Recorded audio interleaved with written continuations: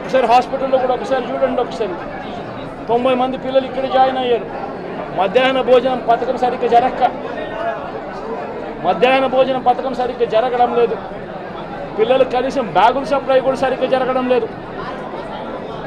ఇచ్చేటోడు ఎవడు ఇవ్వడం లేదు సరిగ్గా ఏది వ్యవస్థ అనేది ఏది సరిగ్గా జరగడం లేదు. వ్యవస్థను గాడిలో పెట్టండి. మీరు ప్రజలు మిమ్మల్ని ఏదైతే ఓటు వేశారో ఒక కారణం చేత మీరు ప్రజలు 10% మంది ఓట్లు, మాకు రావాల్సిన 10% మంది ఓట్లు మీకు వైపు డ్రిఫ్ట్ అయ్యాయి అని అంటే కేవలం మీరు చేసిన మోసపూరిత వాగ్దానాల వల్ల డ్రిఫ్ట్ అయ్యాయి. ప్రజలు మీ దగ్గర నుంచి ఎక్స్పెక్ట్ చేస్తూ ఉన్నారు.